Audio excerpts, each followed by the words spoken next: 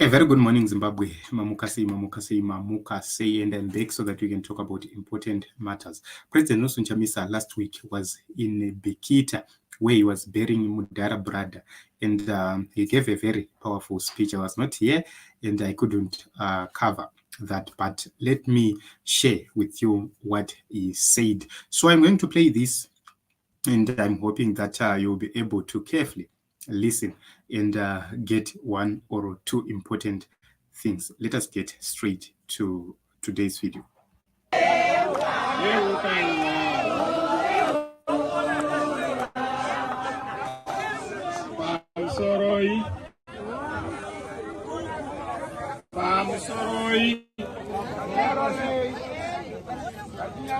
Kumana security garai pasi pasi musachika munotiriyo ushe tizoari zve nzvimbo ino tizowana mazungunyika tizowana gono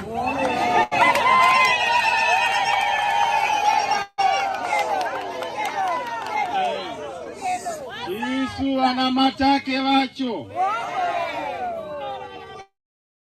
pamusoroi hama dzose dziri pano. Vamwe vangabvunza kosei tiri pano. Hatisi pano nechiitiko chinonakidza. Tiri pano nekurasikirwa. Tarasikirwa negamba. Mtanda webhasikoro.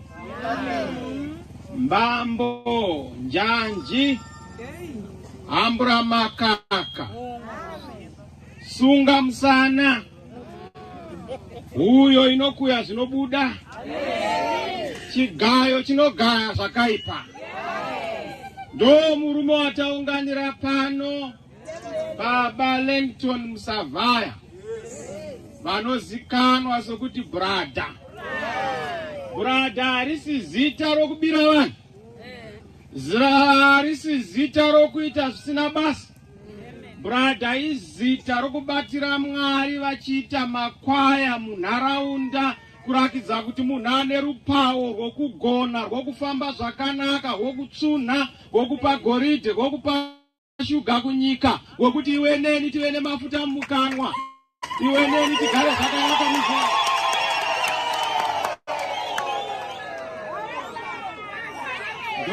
Gamba ratinaro pane. Pamusoroi vamhini vakabata basa guru vakamirira vakatolike.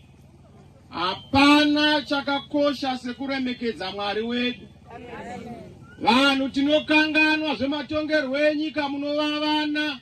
Mokanganwa kuti nyika imakapuwa naMwari senhaka munopfuura, musarovana, musatukana, muri gumbo rimwe chete zvine mupimbira, muri zvanza zvinogezana. Dananai itai matama, dananai rugare.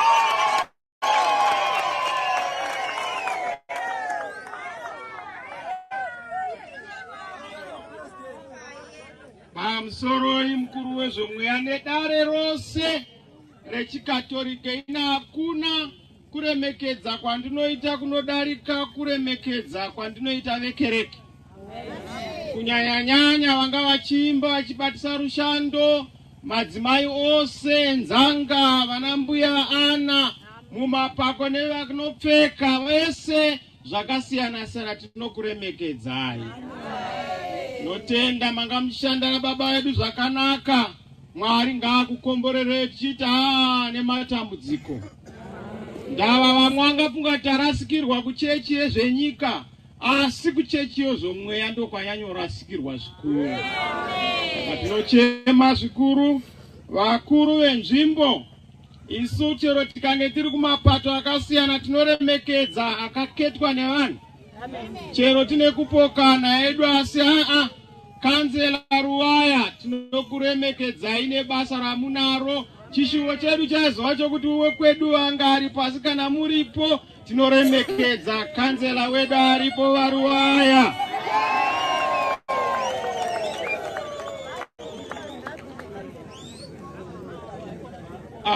Ko ushe hunozivana. Amuzi kuti ushe hunotsodana. Kunongaita president asina mambwe. Kunongaita mambo asina masabhuke. Kunongaita MP asina makanzura. Kana emi masarudza isu edu ako kwebosi kwedu uko hai one time patinosarudzwa hapana ndine umwe wangu andinaye asi ndinopinda ipapo.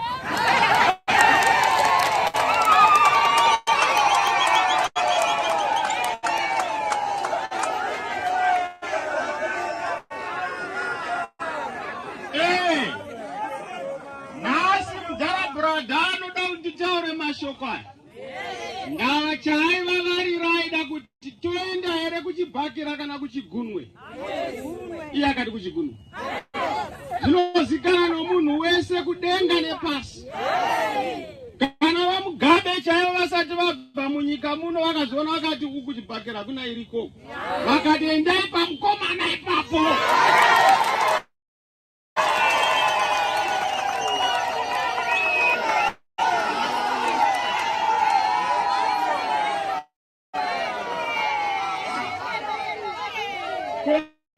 Hamuna kuzava chitaura.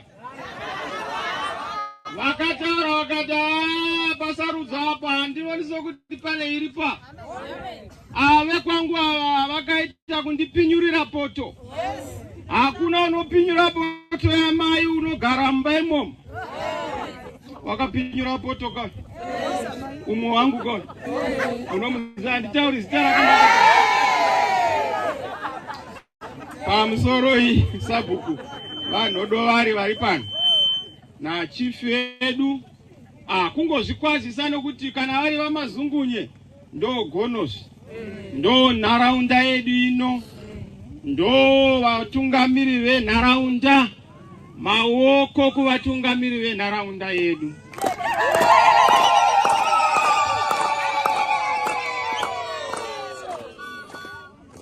MP ndanzwa kuti havasi pano asi mukwasha wangu musakwa. Ukama hwakapfeka.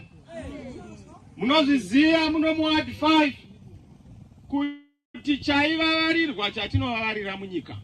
Chatakaendera kuhondo changa chivavarirwa nababa brother. Ndechekude munyika maita runyararo. De munyika maida kuti munhu wese chengamo wose manhanga hapana risina mhodzi. Ndava unoramba rine nhopi, unoramba rinokugadzirira vanhu hamufani kuvengana nenyaya yematongerwo enyika. Ndava chatakaindira kuhondo kuti tione unoda zvaanoda aende pane zvaanoda. Kuna anongogara achiti ndoda rima. Kana kwakachena handifambi. Ngatendedzwe kuroya kuti ashabere nguva yake. Asi kune vemasikati vanoti isi toda kufamba masikati. Ngatendedzwe kufamba masikati. Kwete kuroya vemasikati uchiti handei kurima. Vasi verima.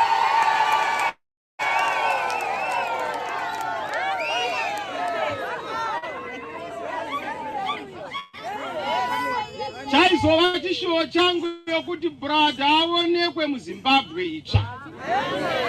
Asi Mwari ndo vanotonga zvatirambira. Zvino vanenge vasara nokuti kusvika tinosvika. Hakuna makata asingasviki asingaperi. Makata ese anoshura matero. Kuoma kwazvo kurava kuti akwata aite mbodza.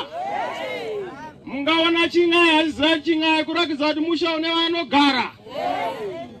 Yamunoona haitadzi kubuda chero pakaita mhirizhonga, chero vakaita sei, vakanyima mbeu, vakanyima chikafu, vakati wati kupi fertilizer, inongobuda chete.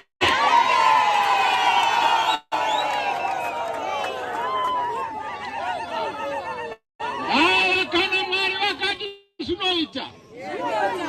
Kana Mwari vakati unogara. Kana Mwari vakati unopinda.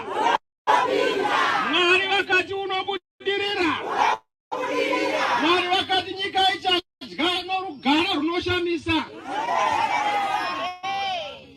Tazviona? Saka handina mashoko rufuka. rufu rwatisvikira veduwe chaitirwa zvakaoma. Mukuru airova ngoma aimba mukuru wainzwa akati tsangirai ndiye mambo, tsangirai ndiye mambo, tsangirai ndiye mambo, tsangirai ndiye mambo.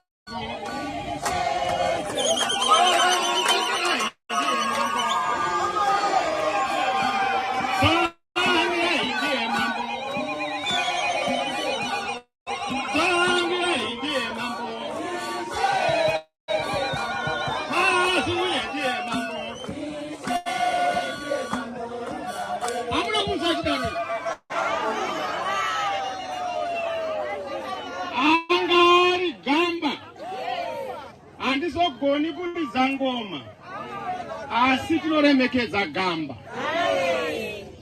Vaenda Bhohera, vaenda Sakubva, vaenda kwaMucheki, kwese vaisvika Zimbabwe yese, Harare vakasvika nengoma yavo, nokuti anga ari munhu aigara nokuda rudo nokuwirirana nevamwe zvakanaka. Ndanzwa kuti mudhara ane mhuri yanga yakakura kwazvo. Ukaona warova 27, yes, ndanonzi madhodha siviri. Varume chaivo kwetu vakanyorwa patoireti vaya. Vanogona kuchengeta, ndanzvati mamai 4 vana amai.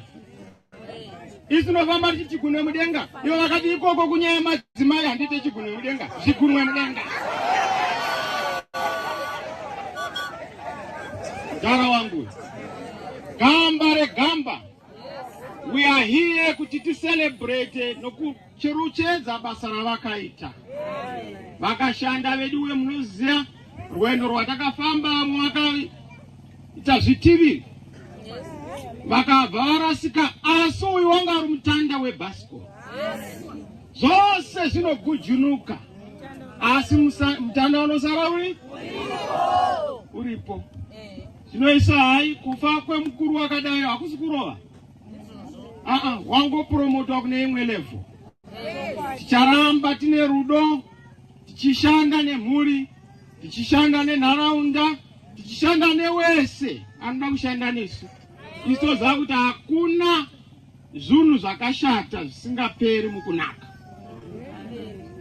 Sarovana kuno sarudzo dziri kuuya gore rinouya 2023, pari kunosarudzwa kuti wamunoda kuti akutungamirire ndiani. Mazira ndaita nekuteerera kwandaita kwese, ndakazoona kuti rwendo runo pangazamwa kuita sei, asi hazvigoni. Isu tiri kuzviona, ndakazviona kubulilima kwanga kune masarudzo, maby-election.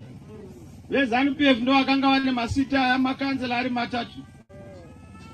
Ndobva tati hakupinda mudariro, anga ari 3.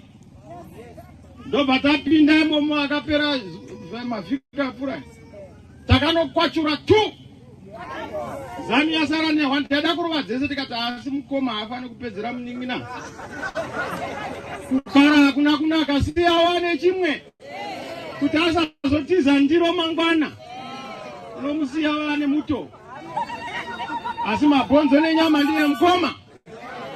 Mukoma unotora pisi hombe wasira munin'ina ndizve. Takavasira pisi hombe, tine dzimwe dziri kuuya takati hai dziri kuuya idzi dzangovanzwisa. Isu patakanangana napo brother, masiya gwara rakaoma. Bikita inofana kuti idzokere kunotungamirirwa zviite uniform. Hazvingatinakiri kuti president obva waita weyellow, MP green, MP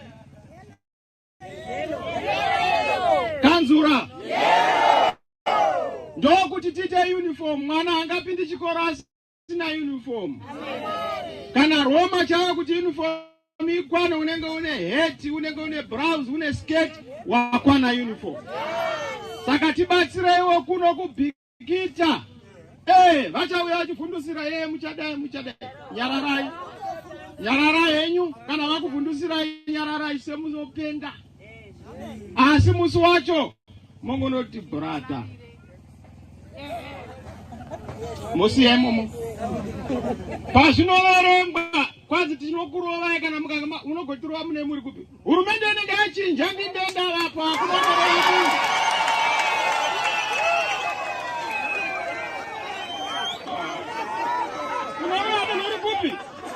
Unofira kujere. Hakuna munanorova munhu. Unorova urikupi tinotuma mapurisa batai munhu wese anofundisira munhu. Zvine zvachinja.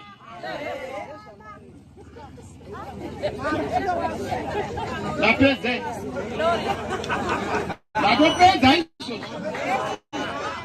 Kana tadai mukomana achizorora zvake. Ndavandiro zvanga achishuvira munyika muno. Dei kwaita shanduko. Dei kwaita runyararo. Dei tavaka nyika. Zvatakarwira kuindependence kuti one man one vote tizvidzore. Nyika ive nerunyararo. Nyika ive nerugare. Nyika ive nebudiriro. Vana vadzoke kubva kune dzimwe nyika. Vauye kuzogara muno. Vapana vasaswera vari mundari. Vaswere vari kumabasa. Anopinda mundari ngaapinde nekuda. Mari ipinde muhomwe. Rugare mudzimba dzevanhu. Vanhu vave nemafuta. Ganda richinje vanhu vazore mafuta anoreva chirevo. Mashopa nezvipatara zvakazara mishonga. Mitengo isingadhuri.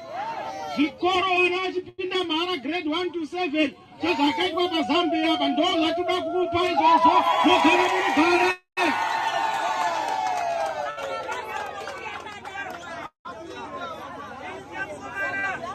Makazviona tiri maminista einformation ndina Mugabe.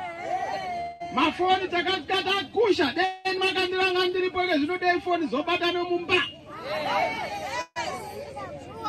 Asi tinogadzira. Brother. Ndauya pano munharaunda mako hana kusvika uri mupenyu. Dai ndakasvika uri mupenyu ndakutorwadziwa. Asi ndasvika nerudo. Asi ndichitenda venharaunda nevabereki. Namudhara wedu matitendedza nemhuri yose kuti tikwanise kuya kuzochema hama yedu.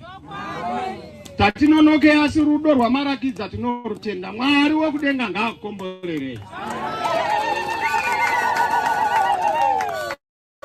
Ndichikumbirawo kuti vedu we paenda brother apa hapana usingaendi pa.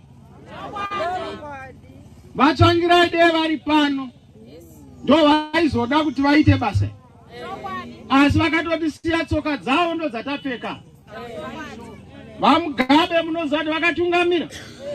Zvokuti ndodaira kuti kwavari izvozvi navatsvangirai vanenge vachiti tairovesesai ko vanhu. Kondianani vatakasiya Chamisa. Zvikati nani konza kumwa acho hatizivi kuti ukasarani nokuti vakangondibvutira.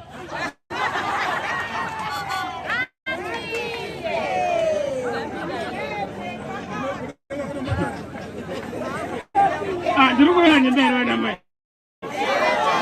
Hamuna kuona mukuru achibvutirwe. Ini ndakapuwa umwe wakabvuta. Ndosaka mchiona mvura yaita mabhanga. Ndosaka mchiona nzara yowanda. Ndosaka mchiona chipini wanda. Ndava mukasaramedza Mwari nokukara simba nyika iite kugadzikana. Ngatigadzikei mafiwa enyika. Motipawo mukana. Sezvamunongoona ndakadai mukandipa ndingakoneswa goese. Makanditarisa namai ndingarikone waini.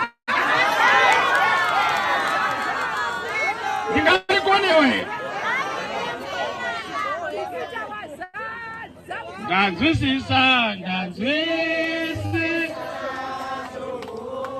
soko renyu. Oh, munji yakanakisa.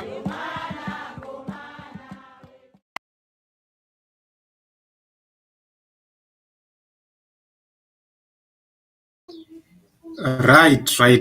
So you have heard President Nelson Chamisa. He was in Bikita, and I came late with this one because I wasn't available when it happened. But you have heard the key points. The first issue is the issue of a non-violent election. There is no need for us to beat each other, and that is key. Point number one. Point number two, pre-election. Kana mkaona wanda kurovai, regai vakurovei. Point number three, after voting, vote for change. Because tichingonovhota chete, imimi outcome yamunenge matipa ndo iri kuisa vachamisa kustate house, which means automatically according to the constitution he is going to be the president of the republic, which means zvinhu zvese zvinenge zvakufamba neurongwa wazvinofanira kunge zvichifamba nawo. This is the reason why he said the police will be activated to work accordingly. Vanhu vese vakuda change, musanyeberwa neZANU-PF. That is the reason why everything is now centered on ED. So this is it, Team Zimbabwe. In the comment section, please let us talk.